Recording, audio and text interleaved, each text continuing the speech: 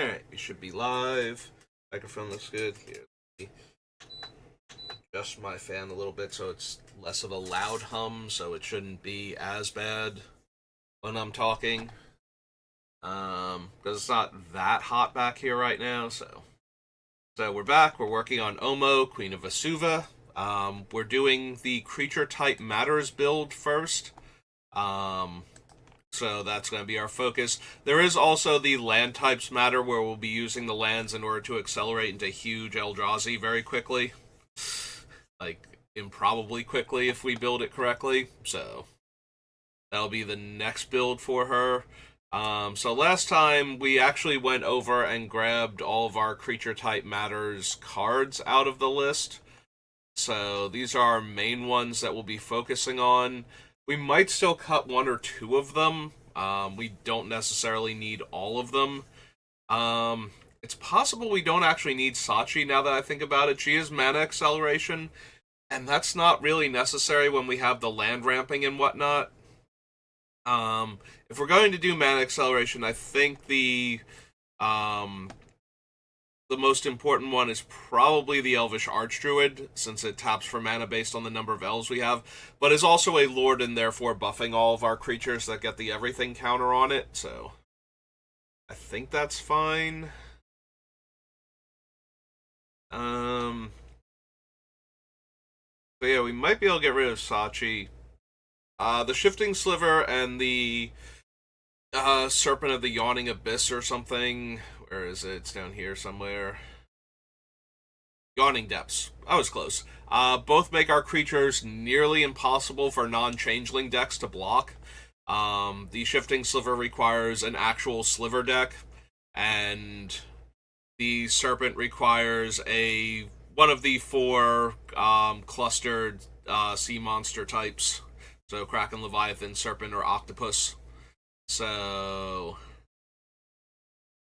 neither one of them really allows for a lot of blocking for most decks. There are going to, of course, be actual dedicated sliver decks, and there are decks that will randomly have one of the four sea monster types in them somewhere at times, and on very rare occasions, the ones that are actually trying to make this amalgamation creature type work.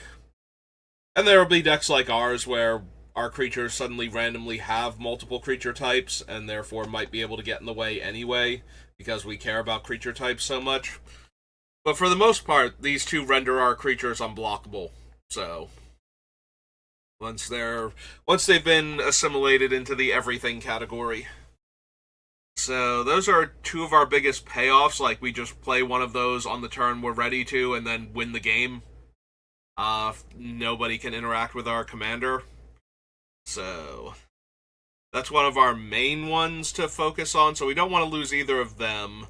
The rest of them tend to just add to damage or protect the creatures. There's a couple that draw cards, the Seafloor Oracle, and I think there's one other one. Oh, right, Seshiro himself. That let us draw cards when our creatures connect.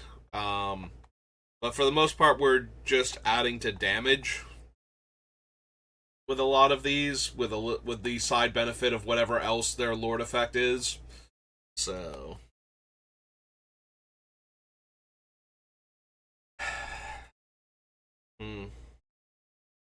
I do like all of the ones we have down here. Maybe we don't need the Corsair if we have the other two that can make our things unblockable. The Corsair is decent for setting up, but if we have either of the other two and we have the everything counter on our commander, Omo's unblockable anyway. So yeah, we probably don't actually need the Corsairs, and I don't think we need Sachi as a ramp card. I think we have enough other ramp cards. We did ditch a bunch of the other ramping creatures, like the Wirewood Channeler and the Priest of Titania. So I don't think we actually need any of these. It is kind of cool, though. I do like having all of our creatures also be mana dorks in case we need them to be, but if we had an easier time turning all of our random tokens into every creature type, I think I would like something like Sachi. Hit the S twice instead of the A. I think I would like Sachi a lot more in the deck. And get rid of the Corsairs. I don't think we actually need either of those two. Brings us down to 10. So real quick, what are our artifacts? Because we have the other the Urza's Workshop on the list, so I'm really curious. We have to have more than 2 artifacts. Oh right, I did it backwards. There we go. So yeah, we need. I guess with the text, we need all of the instances of art in the thing and just accept that we have like parts and whatnot. Alright, so start up here. So we have Soul Ring, Candelabra, Lightning Greaves, Crucible, Top, Great Henge, Portal, Conduit, Horn, Boots, Resonator. Oh wait, that was one. That was the Commander's Plate. Arcane Signet, Retrofitter Foundry, and its ability to make artifacts. Manascape Refractor, Mana Crypt, and Bilbo's Ring. So, out of all of the appearances of the word artifact, I might have lost count there, but we either have 12 or 17. And I don't think we're going to wind up with all of them on this, like, all of them making it all the way through anyway. So maybe we just lose the Urza land now. Because even if we get the other Urzatron, like, even if we turn all of our other stuff into the Urzatron, we're a lot less likely to have Metalcraft in this build than we normally would be. So we can probably get rid of that. I guess I'd wait until the very end, make sure I cut enough artifacts, but also thinking about it now, like we're going to have Cloud Post and Tower and whatnot in our deck because our commander lets those things tap for a lot of mana, but it's just going to be like those two, so we probably actually don't need the Candelabra or the Magus of the same. Because there's gonna be a lot fewer scenarios where we're untapping like 4 or 5 lands and getting all of this extra mana out of them.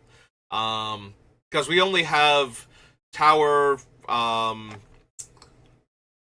Post, Baldur's Gate, and Urza's Workshop, and just based on looking at it, I don't think we're going to meet the requirements to make Workshop consistent. So we probably don't need Candelabra or Magus of the Candelabra. So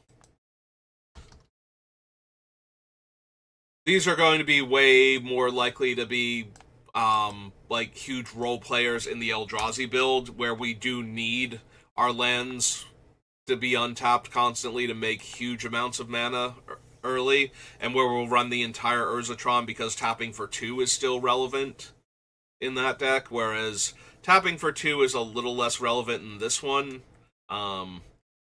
It's hard to pass up the mana ramp that we get from Tower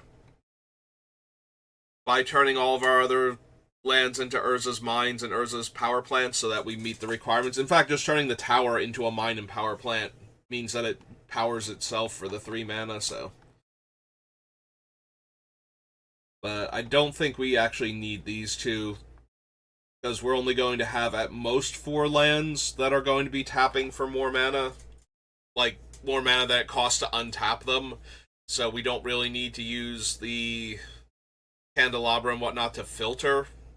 We need to use it to untap to get more mana out of our thing, so yeah, I think we lose the Candelabras. Oh god, did I adjust the thing down? I don't think I did for these two. I don't think so. It's fine. When we get close to the end, I have to do another count anyway, just to make sure I didn't mess up the count at any point in time. But yeah, I don't think I actually cut the two off of there. I got too distracted talking about cutting everything and didn't actually do the thing first. Now I can't remember if I did or not, so. It's fine. Like I said, I'm gonna have to recount anyway to make sure it's accurate, but.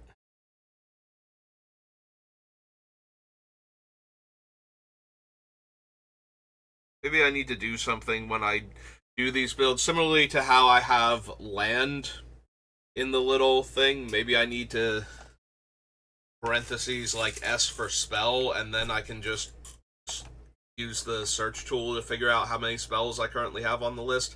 Except that'll get screwed up with the sublists. At that point, I have to make sure I don't take that little S with me when I go down to the sublist.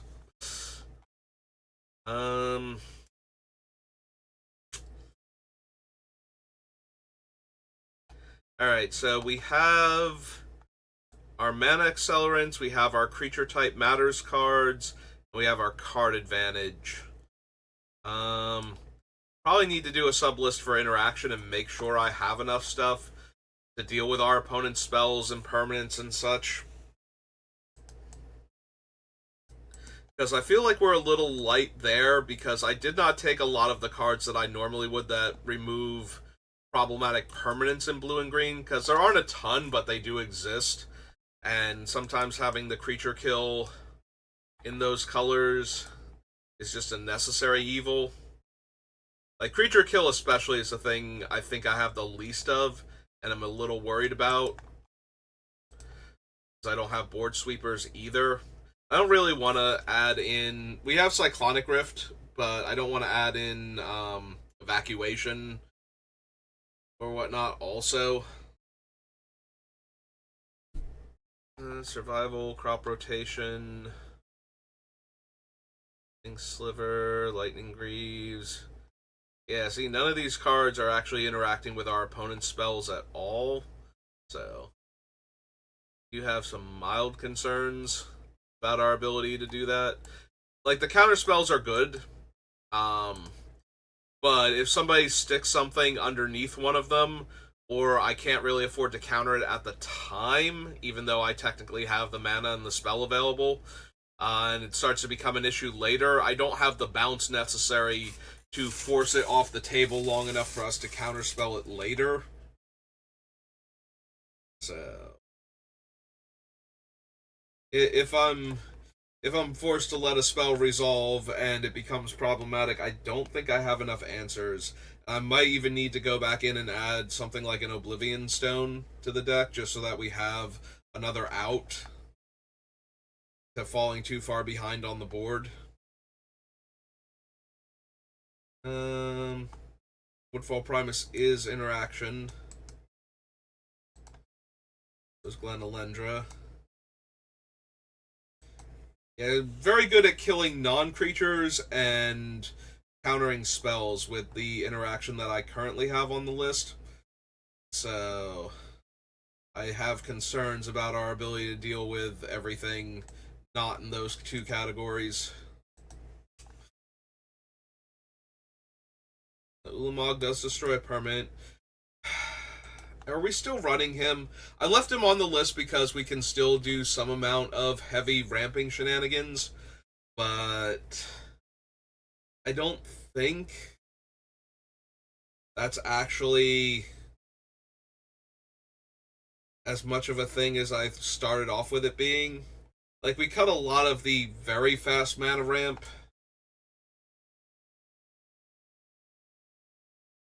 I think we might actually wind up losing the two Ulamogs, especially the 11-drop one. The 10-drop one that's exiling two permanents is both easier to cast and doing more to stabilize us. But I don't think we need Infinite Gear. I think we just need Ceaseless Hunger, if we even need either of them. Karn and Beast Within are good. Two of our better pieces of interaction for the actual creatures. For resolved creatures. I was about to say for but no, it's actually two of the few things we have that interact with a resolved creature. Ugin's good for us in that regard. Ah, Ugin's good for us in that regard also. Yeah, we probably need to cut both the Ulamogs. I left them on the list because I do actually tend to run Ulamog in decks that ramp hard enough just because he deals with so many permanents as a cast trigger. So having the two of them does give me a certain level of interaction with decks like that, but we removed a lot of the fast colorless ramp, like things like Mana Vault and Grim Monolith are off the list, and huge mana sources that cost a bunch of mana, like Hedron Archive and Dreamstone Hedron, are also off the list. So if all of those are gone, then we don't ramp fast enough, I don't feel like, in most cases, for us to hit Ulamog on time. In so much as we need to get him, when we need to remove the permanents, we need to be able to cast him if he's our only way to remove those permanents. So it's kind of important we be able to cast him before, turn 8 in a lot of Commander games. So yeah, I don't think we need either of the two Ulmogs anymore. Or more accurately, I don't think our deck supports either of the two Ulmogs anymore. I think we've cut too many things out from underneath them. So to consider other cards instead. Didn't gloss over anything, right? None of these are any kind of removal spells. Counters or anything. Okay. For you can't refuse. A Portal to Phyrexia's removal. Yeah, costing 1 to 2 less mana than Ulamog might allow this one to stay on the list, but I could also see cutting it, honestly. So I can definitely see fixing how I managed to do that again. There we go. Doppelgang, 3 visits, Archdruid, Sovereign, Cultivate.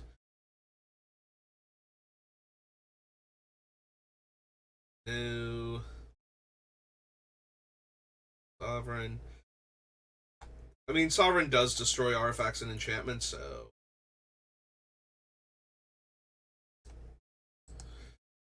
I need to consider it on the list.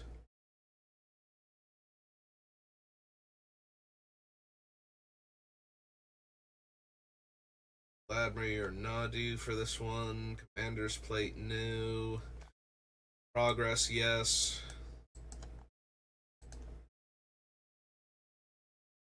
Discovery, Kindred Summons, Retrofitter, Fierce Guardianship. Oh, Fierce Guardianship's a counter spell. In Astral Dragon, Endless Evil, Cleaver Scab. No.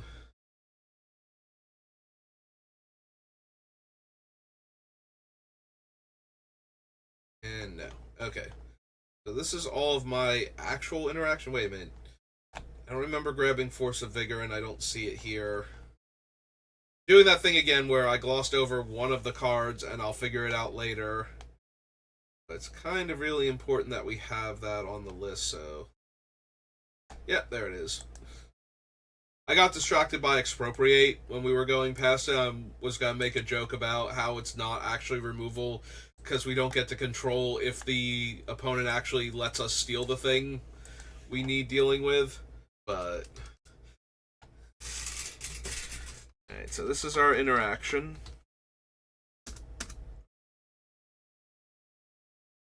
And...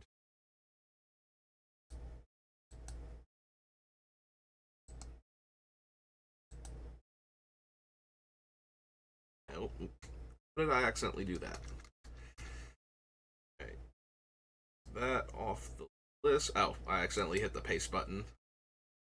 Yeah. We have enough room for mana drain. Be visible. And there's our counterspell. Hooray, we did it. Alright.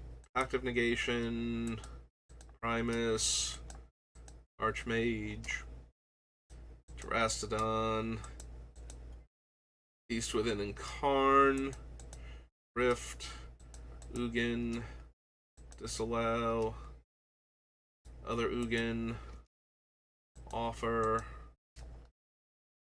Portal, Sovereign, Vigor, Bane, and Guardianship.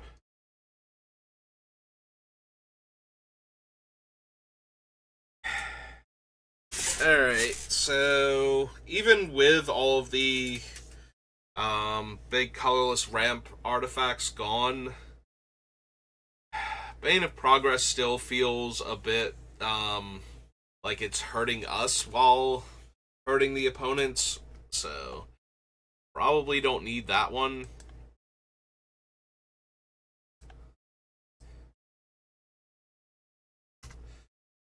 Also, yeah, the more I think about it, the more I think we're cutting a lot of our, like, big mana ramp, so we probably can't afford the 8 and 9 drop removal spells. Like, do I have to? I think I do have to cut Portal to Phyrexia. I think we need to add in, oh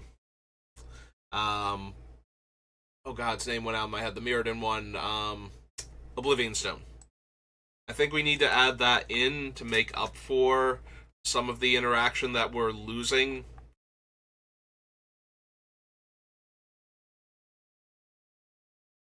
Woodfall Primus. Woodfall Primus is fine. Like, this is one of those ones where I don't mind if we take a little while to get to it, because it kills a thing, and then it usually dies and comes back and kills another thing a lot of the time.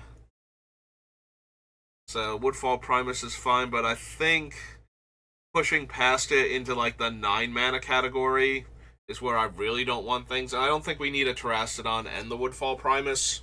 So, and Terastodon is nice because it kills 3 things at once. Woodfall Primus is nice because it kills 2 things eventually and doesn't give the opponent anything to work with. They're both decent enough threats. The Terastodon obviously being the more likely one to kill your opponent, but the Woodfall Primus has Trample, and it didn't give the opponent anything else to block with, so it's kind of a either-or situation, and I'm more inclined towards Woodfall Primus than Terastodon, though I think both of them are reasonable.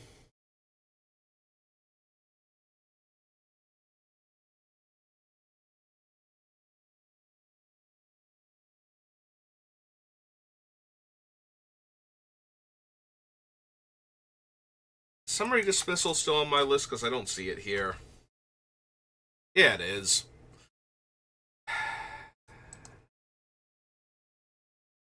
Come on, me. What am I doing?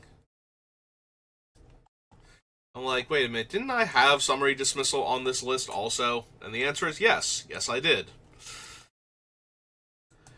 Doesn't help to make the sub-list if you leave half the cards off of it.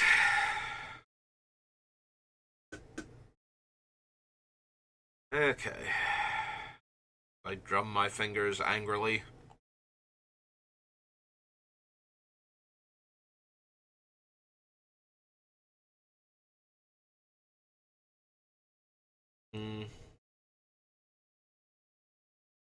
Alright. We also have the Aven that I did, like, Nimble Obstructionist, which I did notice when I was going through. I'm like, I mean, it's in here to be disruption for, like, combo decks and whatnot when they go for a repeatable thing on their turn while you can't cast spells. That's usually where I want the Nimble Obstructionist, like somebody's bothered to um Conqueror's Flail or Grand Abolisher or something along those lines where you can't actually cast a spell in order to deal with your opponent's thing. So being able to cycle the Aven and use the cycling of the Aven to disrupt their combo. gives me an out to that. Which is similarly why I want Disallow and Summary Dismissal. You can't use them when your opponents are protected from it, but it does allow breaking up combos that are reliant on cards that are already in play having triggered abilities going off, as opposed to, like, if they manage to, this spell can't be countered, get the creature into play and start the triggers going, at least cards like Summary Dismissal and Disallow give me more outs to breaking up their combo. Especially if it's a combo that once the pieces are in play, trying to kill one of the pieces just lets them respond to killing one of the pieces with something. Which happens a lot in like aristocrat style decks where the idea is to bring the creature back anyway. So it gets harder to disrupt the combo because the creature is going to come back. So killing the other thing doesn't really accomplish much. It just gets brought back by the same effect that's bringing the other one back, and yeah. It gets to be a bit much, so actually stopping the effect bringing the creature back can be the way out of that. So I do like having access to spells that can do that. So your Void Slimes, Disallow, Summary Dismissal, Nimble Obstructionist is good for that. Just having a way to stop the ability in case you can't stop the spell. All of that being said, I don't think I need all three of them, and Summary Dismissal is the one that costs the most. It's also the most effective for breaking up various combos like that. Especially when somebody has to hold priority and do the entire thing, so that way you can't... like, if the combo's gonna get disrupted at the end of it, naturally, but you can cycle through in the meantime, then that can be helpful for getting all of the triggers off of the stack, but usually it's something that can be done repeatedly, so you have to counter like one of the specific triggers to break it up to stop the one thing from ever coming back in the first place. Oops, I didn't mean to copy, I meant to... That's okay, we can just backspace. But, you know what I mean, where it's not just...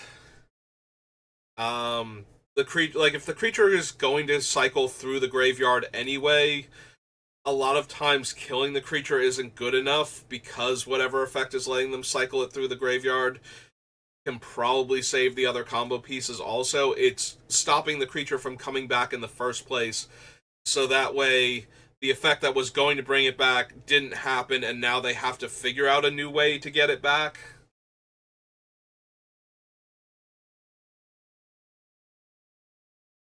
So that's why I like having cards like that. Also, it messes with a whole lot of other things. Like, I was planning on using Ulamog as the way to deal with, like, problematic permanents originally for this deck. And countering his trigger is way more effective sometimes than countering Ulamog. Because then he's just a big old indestructible creature. He can get, like, swords or pathed or something, or force me to sacrifice him. But it's the exiling the two, were going to be game-winning permanents. Being able to stop that is actually way more important in a lot of games, so I think we still want cards that do that. We just don't have room for all of them. So we get rid of the most expensive one. That way it's easier to hold up mana. So we cut a bunch of cards that super care about fairies and wizards already. We don't have as many... in fact, I don't think we have any. We cut Azami, we cut Scion. We might not have any that actually care about those two creature types specifically. It's still a potent creature to have out. Also, if we lose enough of the colorless lands, we might have room for Nesting Ground, which would let us move almost counter around if it was more important for, like, this creature to be all creature types now that it's shown up, but we don't have a clean attack with her, versus the creature that we already had it on. But if we do that, that would open up the door to our two persist creatures having a way to get the counters off of them.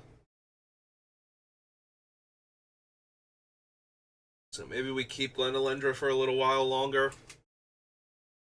Glenelendra's just always good.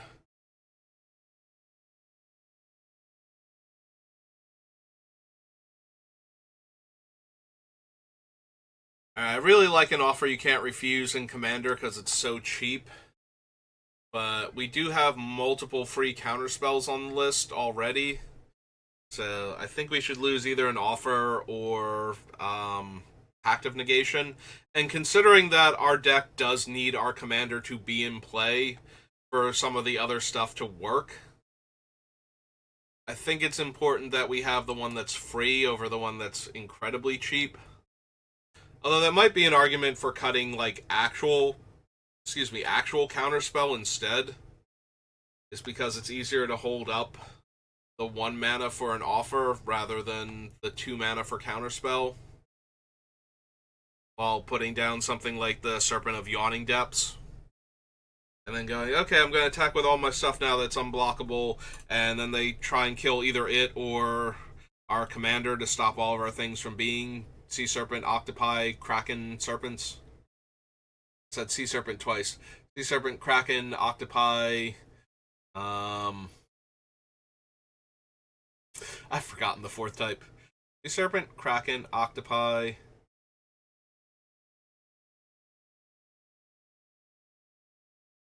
Yeah, it's not coming to me. Okay. But yeah, stopping all of our things from being the creature types or from being unblockable because they are the creature types. Yeah, we want cheap interaction to save our things. So we already have Fierce Guardianship and Pact. Would it be better to have an offer as opposed to Counterspell at that point? If that's what I'm planning on using a lot of the counter spells for. Mana Drain is to counter a spell that's problematic and set us up for a better turn. Yeah, maybe we lose counter spell instead. That way it's easier to keep the mana available. Alright, so we cut these off the list, but then we need to add in O-Stone. Bane of Progress. Summary Dismissal.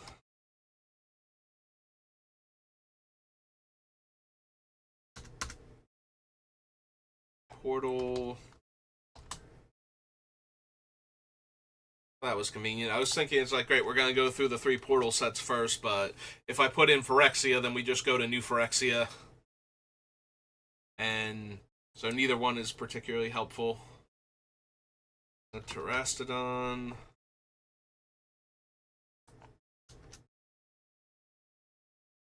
Counterspell.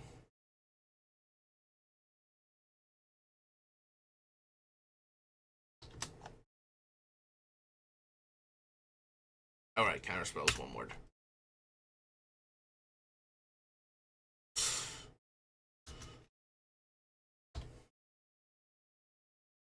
Hey. That was good.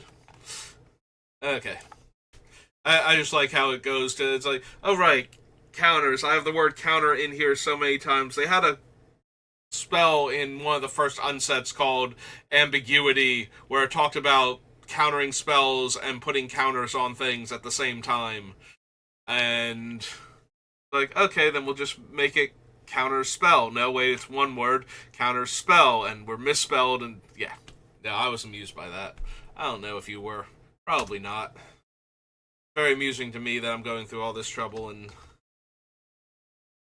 Alright, so Oblivion Stone goes here. Stone. It's a 3-drop artifact.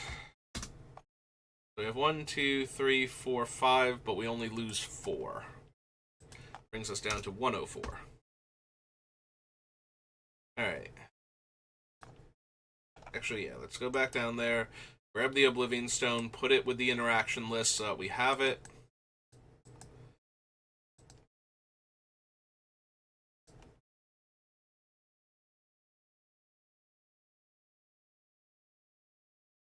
those here.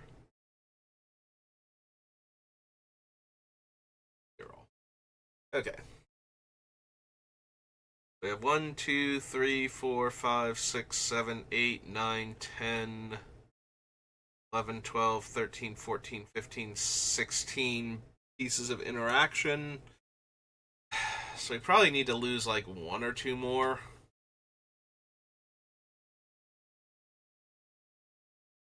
Space is very tight in this deck right now. We need to lose, what, 44 more cards. I think we can lose the 2 Ulamogs, though. I think they've stayed on this list long enough. Let's go ahead and get rid of both of them.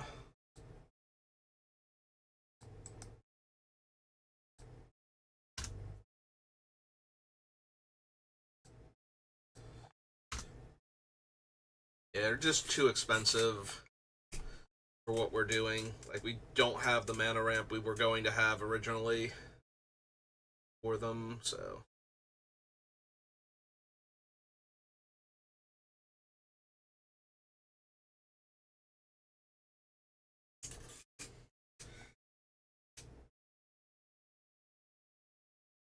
Yeah, we probably have too many of the non-basic land tutors for this build. They're still important enough that I would like them, but they're not as crucial to the deck's function. Also, we have a bunch of cards that are on the list still that probably can go.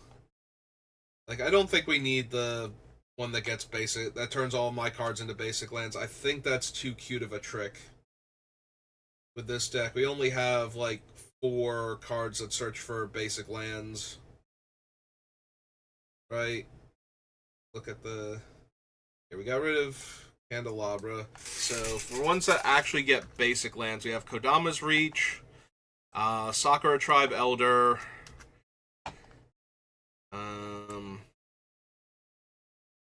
these... It's 2 so far. Cultivate. That's it. We have 3. Yeah, so we definitely don't need the thing that's any of the ones that were on here that we already cut off the list. Yeah, I don't think so. Alright, so yeah, I don't think we need the thing that makes all of our lands count as basic land types. That one's underwhelming. We cut a lot of the big colorless ramp, so we probably don't need the Astral Dragon anymore either. I was gonna say it's helpful, but it doesn't copy creatures, is the biggest thing. So we can't get, like, 2 more of our, like, lords, except that they're 3/3 dragons instead of their normal thing. So yeah, I think we can cut that.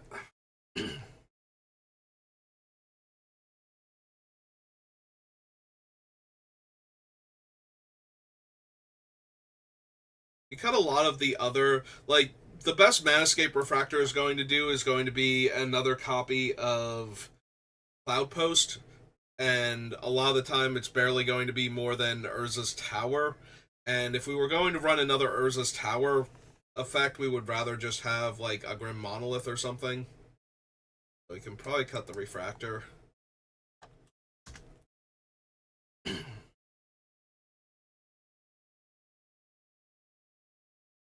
I think the Retrofitter is more funny than good. The fact that we can turn our creatures into Thopters and therefore cash them out as 4/4 constructs if something bad's about to happen to them is okay, but in order to do that with more than one of them, it costs 3 mana. So if a bunch of our creatures are going to get destroyed, but not necessarily all of them, we'd be hard-pressed to get that kind of value. Similarly to the problem with the Psychotrope Thallid and the Wall of Mulch. I think we can cut Retrofitter. I was very amused by the idea that technically all of our creatures are Thopters, so we can tap this to sacrifice them to make them 4/4s if there's something else. But then we have to put a new counter on them so that they're all creature types. Yeah, it's just too much effort for not enough reward.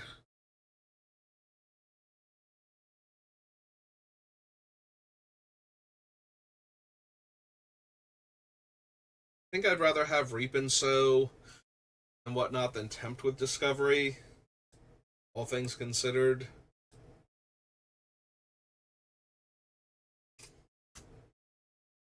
If I'm going to cast a 4-drop in order to tutor a land directly into play, I don't think that's the 4-drop I want out of the two of them.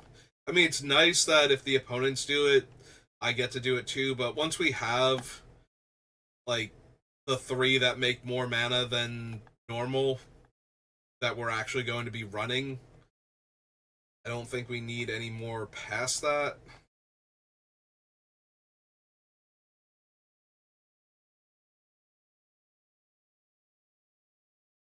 Yeah, also, we got rid of a lot of the fast mana ramp. We can probably ditch Expropriate.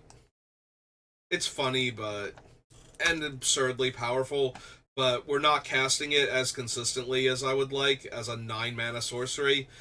And I kind of want to have some mana left over, if at all possible, to hold up multiple counters in case people try and commandeer or otherwise commandeer, Aether Snatch. I forget if there are any others, but I mean, I know there are others. I'm just trying to think like what other ones let you gain control of the spell.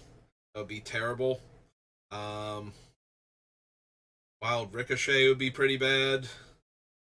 Not that you can choose new targets, but just the fact that somebody else gets to expropriate first and take a whole bunch of extra turns.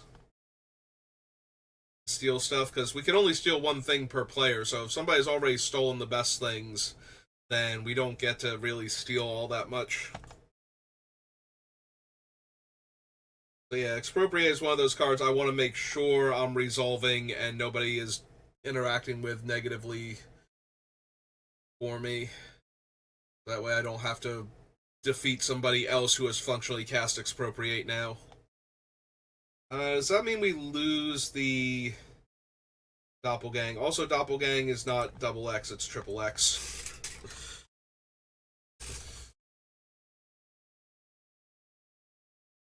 I just now noticed I made that particular typo. Um, I think it's still enough of a win when we cast it for X equals 2, where we get 2 copies of each of 2 of our lords at that point, and are effectively giving our team a huge power and toughness boost if they're not legendary. Which obviously we're going to choose the non legendary ones, but you know, giving our entire team +4/+4 and making 4 new bodies that are also each getting probably the same bonuses as all the other things, or will be once we put the counters on them, probably worth it. Although if we need cuts, I can see this one being one of them towards the end. Since we're less reliant on all of the lands actually being in play and doing their cool thing, we probably don't need the conduit anymore either. Like, I still want Crucible, but I don't think we need Conduit, Crucible, and Ranunap. We probably just need Crucible as a way to get the lands back if something happens to them.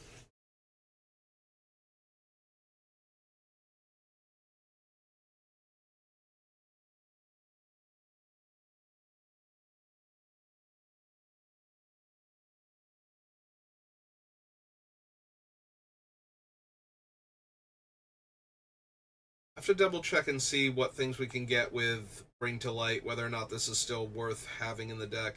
Because getting our counter spells doesn't help, so it's got to be grabbing like a 5-drop creature or one of our instants or sorceries that can interact with the board, you know, like Beast Within or Force of Vigor or something.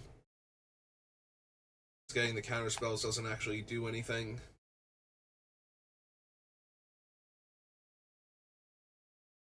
With everything else we've cut, I probably don't need Phyrexian Metamorph anymore.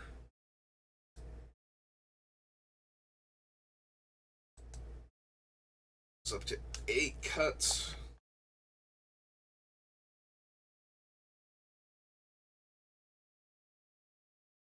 wonder if Arbor Elf's gonna make it all the way to the end, considering that we cut the Candelabra and the Magus. Probably don't need Arbor Elf that badly either, for the same reason. I want to make some room. So that's 9 cuts. Spreading Seas might eventually have to go, and we might just need to rely on our commander. Like, our commander will attack the turn that we need everything to be unblockable due to Island Walk, and just make one of the opponent's lands an island instead. In fact, I can see that. Like, when we get to the point where we need them to have an island, we can give them an island. We can force an island on them. So let's get rid of Spreading Seas. It's 10 cards now.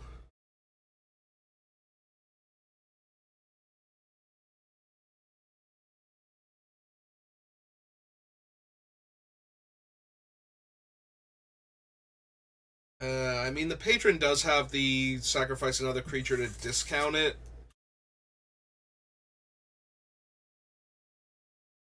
But it also feels more like it's part of the other deck with the Eldrazi and everything, where we want to generate insane amounts of mana off of untapping our thing. So, tapping all of our forests and our green creatures for the Magus of the Candelabra, the Arbor Elf, like the other ones that will generate us even more mana on top of that. Okay, no, we did get rid of Mana Reflection. I thought we did, but if we didn't, I was going to go back and actually get rid of it. But we already got rid of it, so good to go in that regard. Probably don't need to give up a land in order to get one of the fancy lands either. We have a few ways to tutor out the non-basic lands that we need. So I don't think we need... Like, crop rotation is so powerful when you can tutor for lands that generate huge amounts of mana, so it was worth considering, even in this build. But since we're moving a little bit more away from that, and we're not going to have as many lands that are capable of doing that, I don't think we need crop rotation, losing one of our lands in order to set that up.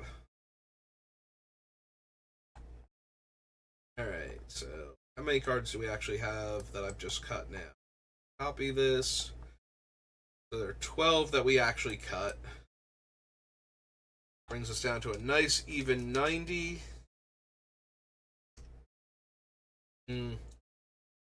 We're at 48 minutes. Usually I stop at like the 50-minute mark, but I feel like this is a good spot to stop.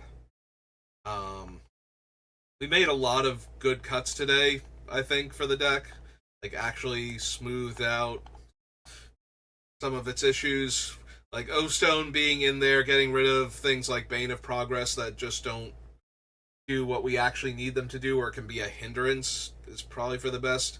I know why I put Bane of Progress on at the time. I was thinking, okay, we're going to have one build that has all of these artifact mana sources and another one that doesn't have any, but we still have other artifacts that we care about that I don't want blown up by the Bane of Progress, so I think we're good in that regard. So we can end it here for right now. We still need 30 more cuts, and it's going to grind to a halt, basically how fast I can do cuts anymore, as we narrow it down to things that I really, really don't want to cut. But we'll get there eventually, and then we'll figure out the mana base, and then we'll work on the other build for the deck. But yeah, that's going to do it for me for right now, so thank you for watching, and I will see you next time. Have a good rest of your day.